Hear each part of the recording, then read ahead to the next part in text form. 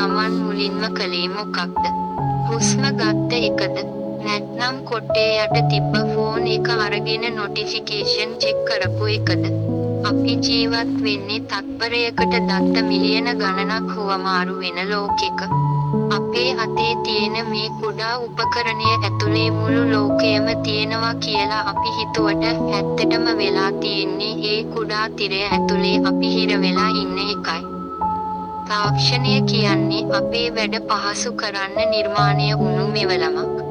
ඒත් අද වෙද්දී ඒ මෙවලම අපේ ජීවිතය පාලනය කරන්න පටන් අරන්.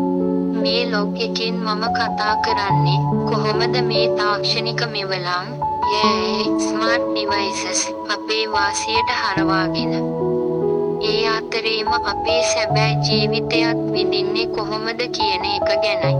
මීට අවුරුදු 5කට කලින් අපිට වීඩියෝ එකක් එඩිට් කරන්න, ස්ක්‍රිප්ට් එකක් ලියන්න නැත්නම් පින්තූරයක් නිර්මාණය කරන්න දවස් ගණන් ගත වුණා.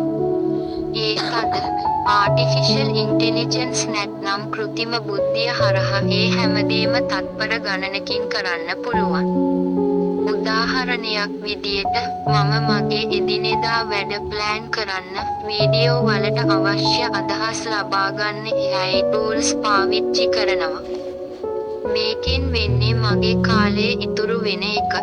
තාක්ෂණය කියන්නේ වේගය. අපි ඒ වේගය පාවිච්චි කරන්න ඕනේ අපේ ඉලක්ක වලට ඉක්මනින් යන්න මිසක් ඒ වේගය අස්සේ අතරමං වෙන්න නෙවෙයි. ඔයාගේ ෆෝන් එකේ තියෙන ඇප් එකකට පුළුවන් ඔයාගේ මුළු දවසම ක්‍රමවත් කරන්න.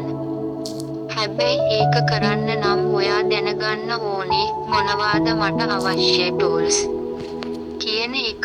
නමුත් මචං මේ හැම සැප පහසුවකටම මිලක් තියෙනවා. අපි දවසකට සාමාන්‍යයෙන් පැය 6-7ක් ස්ක්‍රීන් එකක් දිහා බලන් ඉන්නවා. අපිට ලයික්ස් ඕනේ, වීස් ඕනේ, අනුන්ගේ ජීවිත දිහා බලලා සතුටු වෙන්න හෝ දුක් වෙන්න අපි පුරුදු වෙලා. අපි තාක්ෂණය පාවිච්චි කරනවා නෙවෙයි. තාක්ෂණය විසින් අපව පරිභෝජනය කරමින් ඉන්නවා. අපි ගොඩක් වෙලාවට වැඩ කරන්නේ ඔටෝ පයිලට් මෝඩ් එකේ. Facebook, Instagram, TikTok අපි දන්නේම නැතුව පැය ගණන් ස්ක්‍රෝල් කරනවා. මේක අපේ මානසික නිදහසට ලොකු බලපෑමක් කරනවා. ටෙක් ලෝකේ ඉන්න අපි අපේ සැබෑ ලෝකය අමතක කරන එක තමයි තියෙන ලොකුම අවදානම. ඉතින් කොහොමද අපි මේක බැලන්ස් කරන්නේ? මම මගේ ජීවිතේට එකතු කරගත්ත පොඩි දේවල් කිහිපයක් තියෙනවා. ඩිජිටල් ඩිටොක්ස්, දවසකට අවම වශයෙන් පැයක්වත් කිසිම ඉලෙක්ට්‍රොනික උපකරණයක් පාවිච්චි කරන්නේ නැතුව ඉන්න. ඒ වෙලාවට පොතක් කියවන්න, තාක්ෂණය සහ ජීවිතය. අනාගතයට පාලමක්ද, සිරගියක්ද? අද උදෑසන ඔබ අවදි වූයේ කෙසේද? බොහෝ විට එලාම් එක නාද වූයේ ඔබේ ස්මාර්ට් ජංගම දුරකථනයෙනි. ඔබ ඇස පිය ඇර සැනින් මුලින්ම කළේ සමාජ මාධ්‍ය ජාලයක ස්ක්‍රෝල් කිරීම විය හැකි. අපේ ජීවිතය දැන් තනිකරම බිට්ස් සහ බයිට්ස් මත ගොඩනැගුණු එකක්. තාක්ෂණය කියන්නේ දැන් තවදුරටත් අපේ ජීවිතයට අමතරව එකතු කරගත් දෙයක් නෙවෙයි. ඒක අපේ ජීවිතේම කොටසක්. මෙම ලොග් එකෙන් මම උත්සාහ කරන්නේ මේ තාක්ෂණික ලෝකය ඇතුලේ අපි කොහොමද අපේ මනුස්සකම සහ සැබෑ ජීවිතය බේරාගන්නේ කියන එක ගැන කතා කරන්නයි. අතීතයේදී වීඩියෝවක් එඩිට් කරන්න, ග්‍රැෆික් එකක් නිර්මාණය කරන්න හෝ ලේඛනයක් ලියන්න අපට දින ගණනාවක් ගත වුණා. නමුත් අද කෘත්‍රිම බුද්ධිය AI නිසා අපට තත්පර ගණනකින් නිර්මාණ බිහි කරන්න පුළුවන්. මෙය මනුෂ්‍ය ඉතිහාසයේ අප ලැබූ විශාලතම ජයග්‍රහණයක්. chat, midjourney සහ ඔටෝමේෂන් මේවා අපේ දෑත් වලට ලැබුණු අලුත් බලවේග. වේගය, ස්පීඩ්, තාක්ෂණය නිසා අපි හැමෝම සුපර් හියුමන් ලා වෙලා. නමුත් මෙතනදී ප්‍රශ්නයක් මතුවෙනවා.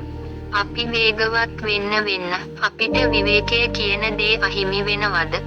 අපි තාක්ෂණය පාවිච්චි කරන්නේ කාලය ඉතිරි කරගන්න වුණත් ඇත්තටම අපිට ඒ ඉතිරි කරගත් කාලයෙන් ලැබෙන සහනය මොකක්ද? අපි ලෝකය සමග කනෙක්ටඩ් කියලා හිතුවත් ඇත්තටම අපි පෙරට වඩා හුදකලා වෙලාද? තිරයක් මත වැටෙන ලයික් එකකින් හෝ කමෙන්ට් එකකින් ලැබෙන తాවකාලික සතුට ඩෝපමීන් හිට්. සැබෑ ලෝකයේ මිනිසෙකුගේ ස්පර්ශයකින් හෝ සිනහවකින් ලැබෙන සතුටට වඩා වෙනස්. තාක්ෂණය අපව දුර සිටින අය වෙත සමීප කළා, ඒත් සමීපව සිටින අයගෙන් අපව ඈත් කළා.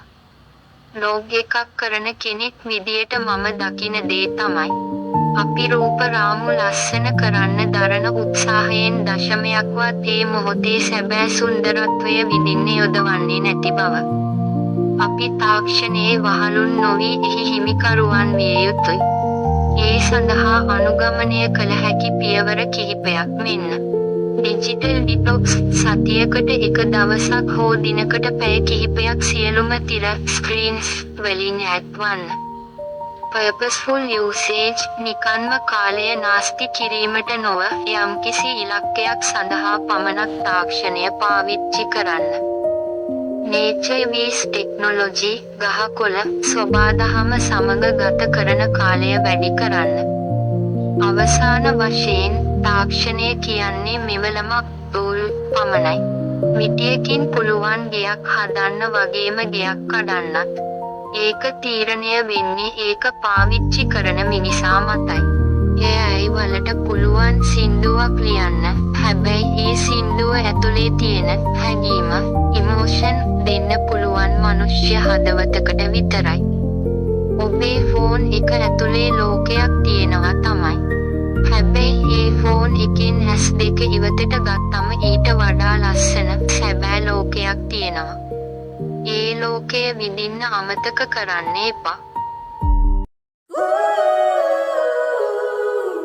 In circuits of light where the skyline's born, a digital sun for a brand new